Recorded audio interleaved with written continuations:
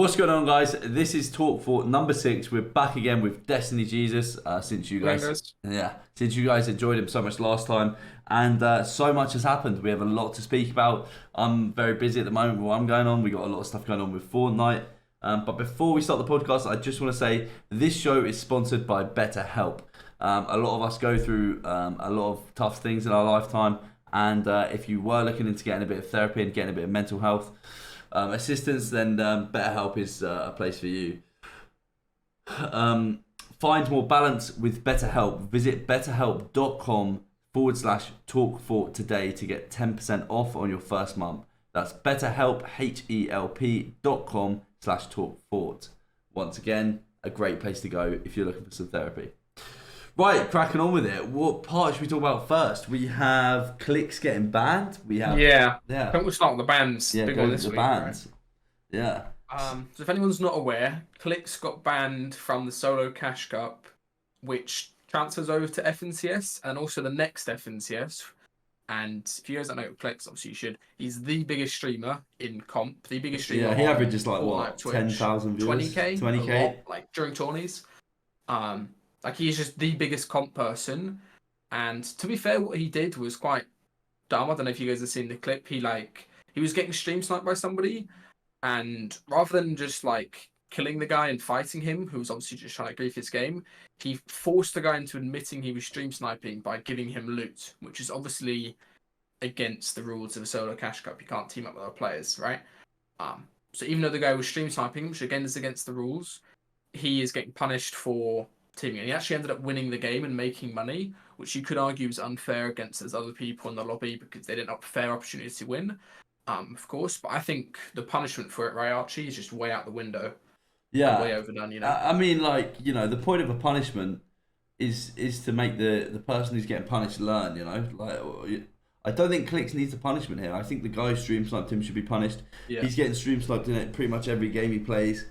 And Fortnite should have reached out and been like, look, mate, this wasn't acceptable. Just void the fact that that was the first cash cup he's ever won, right? Right? In solos. Just void that cash cup, say, okay, we're not going to give you any money from that. Clix ended up donating the money, very good of him. They actually won because a lot of people were upset the fact he won money, and but he donated the money, but then he still gets this 2-week ban, and then that means he misses this FNCS, and he was uncon with a really good spot mid map, racetrack, with a very good IGL, probably best IGL in Fortnite history, you'd say. Scented, right? First chance to like really do well, is putting a lot of time in with coaches like BloodX, really putting his time in, and then he gets banned for 2 weeks, and that ruins this whole FNCS and the next one as well. Yeah, right? And imagine taking that opportunity away from a teenager who's your best. Do you know what I mean? Imagine sitting there and thinking, yeah, it's a reasonable response to literally ban him from the entire FNCS. It's just crazy. And it's not going to help the game. Like, it literally is going to do bad things for the viewership of the game. And I do think, like, I know you shouldn't treat people differently depending on their case, right? Like, you should say every player has to follow the same rules. So in this case, I just don't think the punishment suits the crime at all. Like, teaming in a solo cash cup, if anybody else did it, it's so minor. They probably wouldn't get caught, to be honest, would they? Mate, so loads of I've people team in solo cash.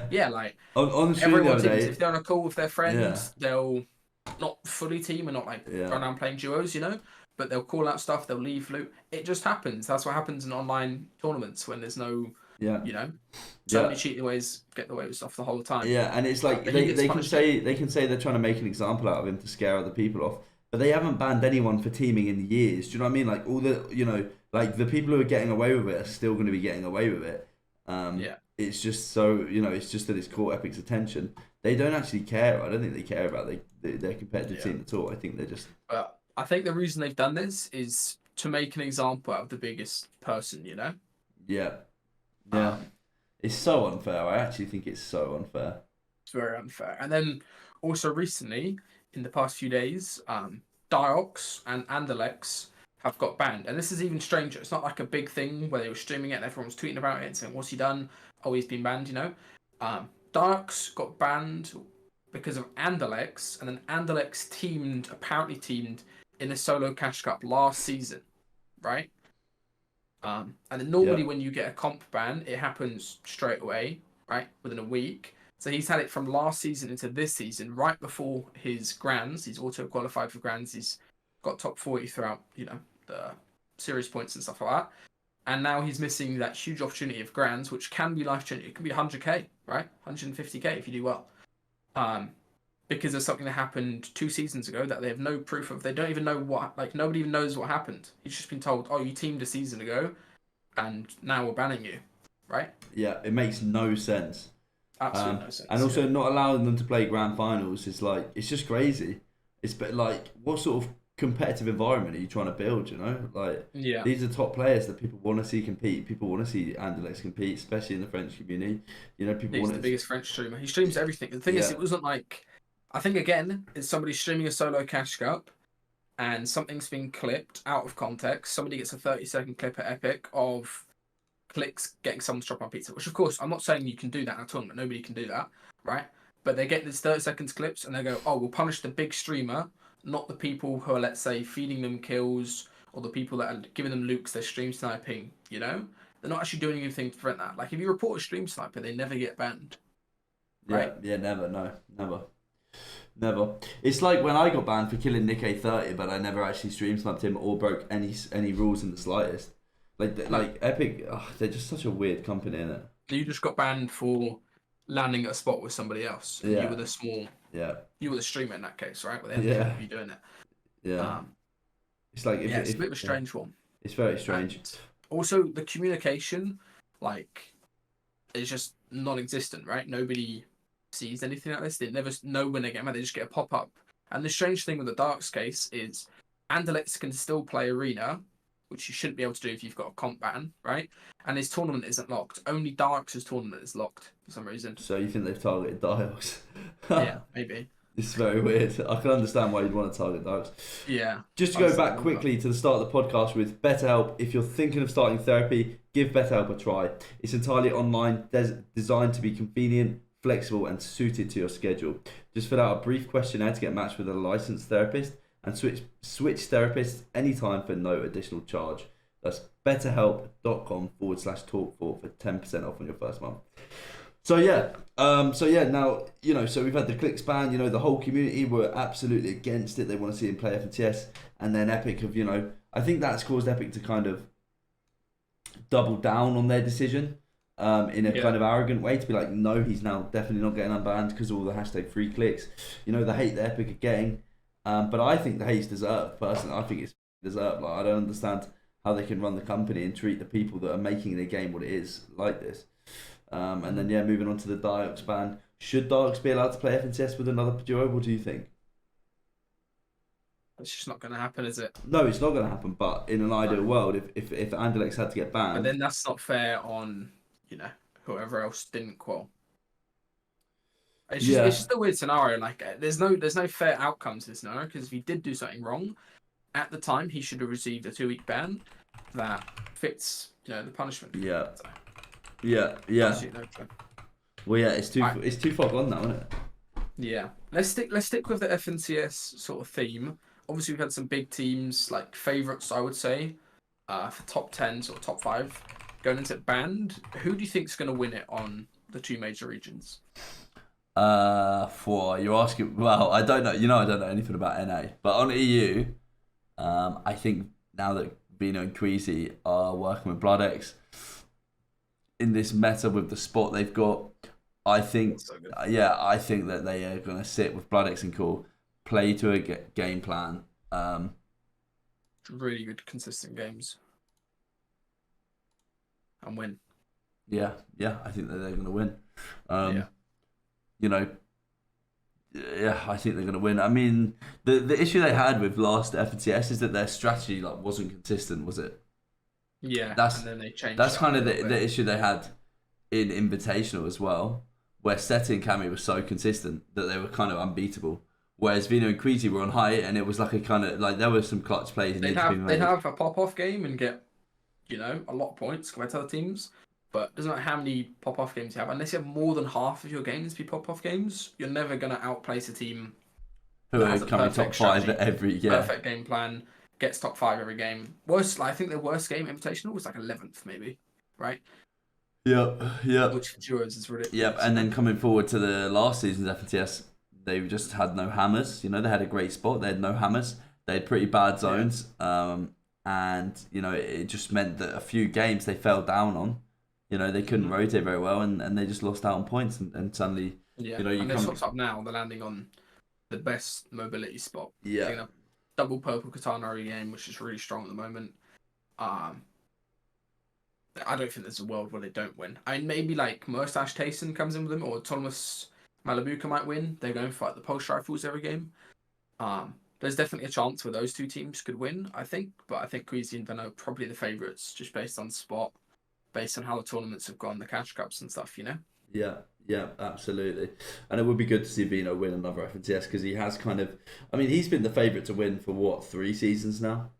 And he's had second, what's he had, second, third, and fourth? Mm-hmm. I mean, that's what happens when you're the favourite. You always get disappointed, right? Yeah.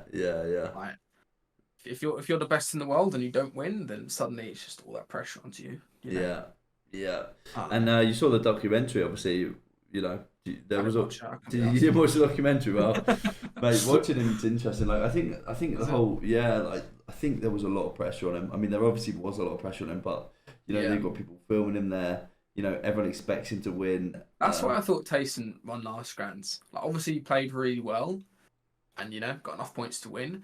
But going into that Grands, I don't think anybody had him as one of the top 3 winners, because he had a slight drop off the few seasons before, where he was playing over Chapix and they were conned a little bit in one of them, and then they got like a bad placement in the other. You know, he shouldn't have as much pressure. He's got all the pressure to climb back up and do well on himself, but there's no outside pressure, which is quite useful. Yeah, absolutely. And obviously, when you're the favourite, you can basically only mess up. You can't impress perfectly and win. Because if you win,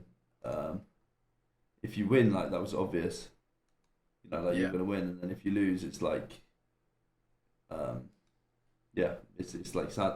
Coming on to Thomas and Malibuka, I mean, they got a great strand, and they go for the pulse rifles every game. They seem to be pretty strong. They get so many kills, Yeah, they seem to be pretty strong. I wonder how that would work out in Grands, though. In like a super stat lobby, like, they're obviously both like some of the best fighters and like best, individual players ever. Yeah. And they can take over solo coach, but I don't know. In Grands, it might be a bit different. Their whole sort of play style.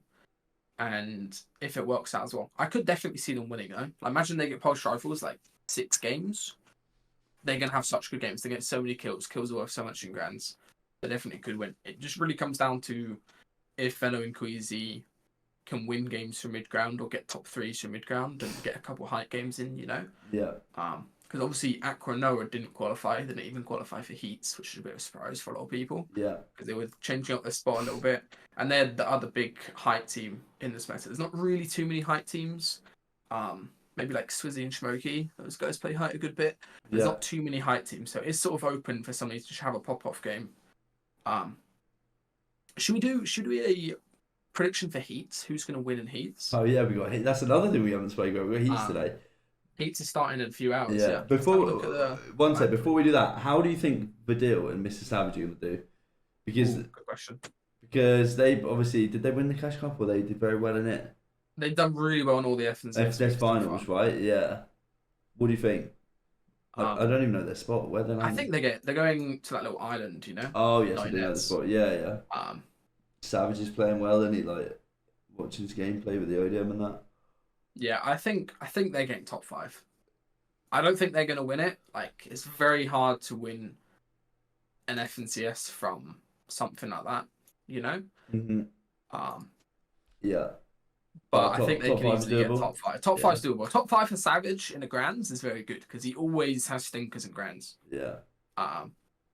I hope he doesn't get last minute conned by like Ken Paco or someone, who call for heats. But if he's unconned, I think he can easily get top 5. Vidil's obviously won FNCS 2 seasons ago. I wouldn't call them a favourite. I wouldn't expect them to get top 3. Yeah. Maybe if they play well. But interesting. Okay, I sent you the heats map. Let's take a look. We've got 5 game winners from this. So 5, victory rounds. And then we've got 5 consistency quals. Oh, this is interesting. Okay. So the big thing in here is Bloomy and Carrot, who we both know, are conning Kenjutsu versus Hutty and Tropics. Yeah. Um, So Bloomy and Carrot are going for a win then. Is that what they're going for? They're just playing for it. They want to win a few games of Spawn and then just try and win the game. Yeah. Perfect time, you know? Fair enough. Hen and Paco. I didn't know Hen was playing with Paco. Interesting. Yeah. Juriki and Fridoxy. Juriki and Fridoxy didn't make grands. No. They're probably. They land at Mega City, so then it's quite hard to do well in the fighting opens. a lot. Nathan made heat. Didn't know Nathan. Yeah, of course he did, mate. He dropped you. Yeah, all my ex-Euros and heats. They all Kylie Vico, I think, is going to be a consistency qual. Yeah. From there. Flying Moneymaker definitely could get consistency. Yeah. Or probably a win, I'd expect from them. Primoc and Faki? What do you think? Maybe. They've got a very good spot on con. I don't know how good they are at like a consistency qual. Yeah. And I haven't seen their sort of potential of game wins yet. So I feel like that was probably going to be a team that gets like top 10 but doesn't get a win or a top 5, you know? Yeah. Bevies and Pablo from mid-map get a win. I think they get consistency as well. Yeah, but they've been They'll doing a bit get of a shit win recently, and then still qual on consistency, you know? Like still that top 3 in consistency. They're really good. They struggled this season in the first few weeks. I remember for week 3, they wanted me not to play opens, just to sit and call for them and make sure they didn't do anything dumb. Right, yeah. Because they just keep on like, you know what I mean? When you're that good and you got like top 5 all the season before, you sort of have like an EO in opens and it sort of prevents you from doing well. Like a lot of people, good players, didn't call one of the opens this FNCS just because it was top 200, you know? Quite a hard format for people. Yeah. What do you think about Splash and Zoan versus Floki and Clement? I mean, that's just raps. That spot is so bad, I think. Yeah, that's shit spot, yeah. Who's landed my spot? Bottom left. Kevin Pachawa. Okay. Yeah. Are you praying on Coop's downfall? I'm praying on a Cade upfall, to be honest. Really? A Cade call could happen. Yeah, I wouldn't mind seeing Cade qual, but like if Coop qual's just a bit sad, isn't it? Yeah, I don't know. Can see what they do from that spot. That spot's not the best for a grand. Yeah. I mean, I know Reason and Janice got top 4 last season in grands for that spot, but they got like every zone on day 1 and then have hammers every game as well. So I'm not sure. Axe Force or Texas, that's definitely a duo that could win a game. Yeah. Who else? Walk Shroban definitely could win a game. There's a lot of good duos in this. Dabiol and Vexy. Dabiol and Vexy is yeah. But have you seen Dabiol and Vexy? I swear, every Cash Cup finals I see, they're always there. Yeah, they're really good. Yeah, that Vexy guy is unbelievable. He's like last season, nobody really knew who he was, so he's just full grinded throughout the off season, and now he's in like a really good. I mean, I don't know if he calls from there, to be honest. Like in a heat's extremely stacked lobby, you know, where people are playing for wins and they're full sending height and stuff. And you've got a very bad like edge map spot. That's good if you like pull zones, but what if he gets like 3 max distance zones? And there's only 5 games as well in heats, right? You've got to remember that it's not like a 6-game format where you can get away with one bad game. If you want to get top 5, you really can't have one bad game. You need to get points every single game. Yeah. And get like 4 solid end games, you know? Yeah, absolutely. So we'll see. It's gonna be very hard to qual. Yeah. Like. Yeah. How do you see Hen and Paco doing? I haven't seen too much from Hen this season, to be honest. Like I know he's called for this, but I think he's capable of a lot more if he puts the work in. Right? Like Hen, 2-3-time FNCS winner, one of the best fraggers of all time in Fortnite. You know. Yeah. He just needs to put the work in. I don't know if you could do it for Notty. I mean, maybe you could get a consistency qual. I don't see them consistently qualling. Yeah, top 5 is very hard. It's a lot to ask for. Yeah, as well. It's top 10 really, isn't it? Because of the game winners, but yeah, I don't know. Like Henry's usually like a pop-off player, isn't he, rather than a consistency player. Yeah, and he doesn't have like a. I know Paco's good, but he's not like a Queasy. You know. Yeah, so it's the. Like I mean, they could. I think they're more likely to win a game than qual on consistency. Mate, there are a lot of people here I haven't seen, like Hizix and Dan Depuzo. Never heard of them. Ivotic and Lox Tagil at the top. Ronity and Pixovsky, the console players. Alvi and Haspic. How's Airtrap making his as well? Crazy. Who is Mikey and Lazarek? Do you know these? Like, there are a good few new names, right? Wait, which spot? Mikey and Razlik above Vino spot. Oh, yeah, that. Oh no. I think I've heard of Lazarus before. That's a very hard spot to do well from. Yeah. I mean, maybe if they third party Kenjutsu when they're fighting one game, I don't know. It's going to be very hard from that spot to consistency core. Yeah. But it depends. Like, let's say you were in this map right now, and where would you land? Like, everywhere is taken pretty much. Yeah, it's a difficult one, isn't it? It's a very difficult one. So you have to come somewhere, and you have to come somewhere good where you can win a game from. But then also, like, these people will be landing it all season. Like, that's just the thing with heats. Like, especially if you're not. I mean, now there's some extra people in heats because of bans and stuff like that. You know. Yeah. Yeah, if you have to the whole map's taken, you just got nothing. You know. It's very hard to do well. Difficult. You've only got 5 games as well. Do you remember the story? Were you there in call? Diox said about they had to con Kamiseti and someone else in Grands, and they all got in the bus, like him, Joseph, and Crow, and no one had a drop map. Yeah, they all just dropped in randomly. They all died. That's funny. That's so funny. Yeah, are you excited to watch this heats? I don't normally like watching heats just because the pressure is just on for the players. Do you know what I mean? Yeah, a lot of pressure. Like, what do you think about Nipsey? Yeah. Is Nipsey in heats? Yeah, he's North Frenzy conned by Egypt and Deciptos. Don't know about that. Could be a game win. Thing is, there's so many good teams in here. Like, obviously, this is like all of the top 100 teams, apart from that sort of top 40 region that go for finals. Like, you have to be really on top of your game. And I wonder if people are going to full send like game wins, and if how many heal-offs we're going to get, because that has been a big thing with these zone changes. Is some games, I don't know if you've seen, they stopped going to heal-off. Like, I mean, it still sort of goes to final zone close, but it's not like a full heal-off anymore. But then I reckon in this, it's just going to be like an unbelievable amount of heal-off because of the game win aspect. People are going to be like no gun end game loadouts, you know, carrying all floppers and stuff like that. It's going to be interesting. I'm curious if anybody has any like crazy strategies, like putting loads of floppers down on a campfire and then going back to that or something, you know? But it's storm sickness, isn't it? There is storm sickness. But with these new zones, like, it's not as big of a factor now. It's more about having heal off. Oh, really? So obviously nobody has pizzas, and there is supposed to be less splashes on the map, right? So you're saying that the storm surge isn't as big as a factor because there's less heal off. So actually, you need more heal off to get to the storm surge. Yeah, you basically need to have more heal offs and then survive it. Okay. I feel like we're gonna watch like Kefi and Patrawa or whatever win a game with like a full inventory of floppers, and they run back in storm early, and then they like go up on. I don't know. I feel like there's something that's gonna happen. Like a random team just wins a game because they have so many heal off items, and they go back early, and everyone just dies. You know. Yeah. So it's gonna be interesting to watch. And then again, what are these teams gonna do when it comes to finals? Like the whole map's taken, you know, when they do. Yeah, and then they just got to kind of slot in somewhere. Or they just con like a good team randomly, you know. Yeah. How do you think Bloomy and Carrot are gonna do? Are they getting coached? I think they're gonna win the game. Carrot's drops aren't good. They're doing off-spawn drops of like Venno, you know, and it was not looking good. So we'll see. But they just need to win. They literally just need to win one game off spawn and then win a game, you know?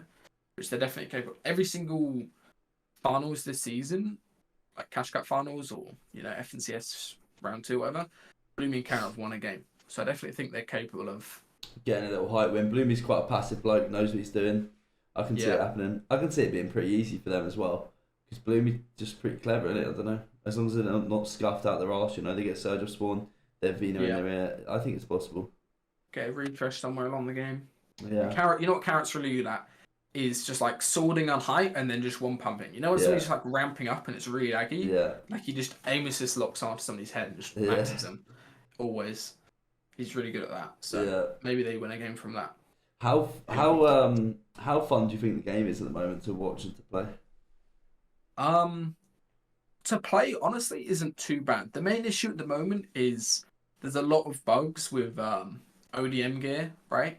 Like the new Attack on Titan stuff that they added halfway through the season, like just before FNCS started. There's a lot of bugs at the moment where it's really delayed, and then also there's one where you do it and then you can't build anymore after. Like you're just fully playing zero build for the rest of the game, and that is in heats today, right? So I'm imagining there's gonna be a lot of angry tweets if somebody gets the no build bug when they're stacked from ODM gear. And you've got to remember, a lot of these teams, they're not landing on swords, they're landing on ODM gear double spawns. so they're just gonna have some games they can't build at all. Yeah. But aside from that, I do think the game is a little bit better. Like Solo Arena isn't too bad to play. Like a lot of people as well are playing tokens now and like zero build tokens as well for practice. I do think people are playing the game, and then obviously after Grands, people are gonna be more motivated. But like just right now, there's always that lull in the season where there's not much going on. Yeah. Because of a lack of motivation. Yeah, I think all the changes to the tournaments as well. I think everyone's just getting a bit bored of it. Yeah. Like crappy zero build tournaments. That's another thing which we probably speak about all the time is the amount of cheaters at the moment.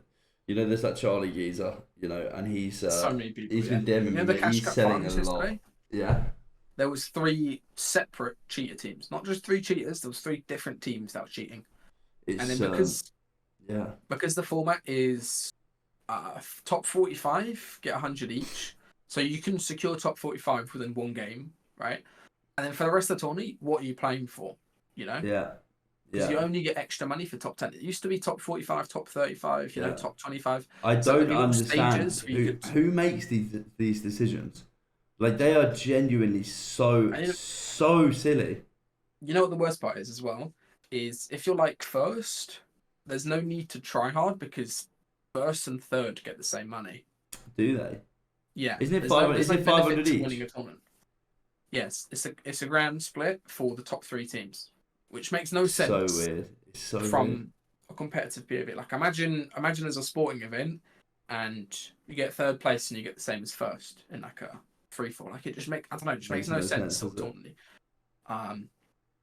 But that's the way they go in the game. They want more people to make money, but it does just lead to less. Like the cash get today was like 60 alive second zone. Like everyone's just fighting. Like 'cause they want to get.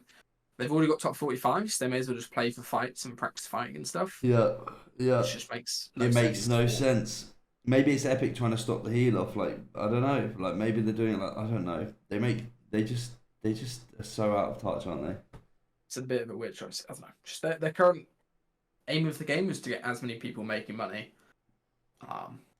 and just giving out $100 every single week. Like it's a lot easier to give out loads of people $100 and get them interested in comp than it is to give out, like $5,000 first place for a cash cup.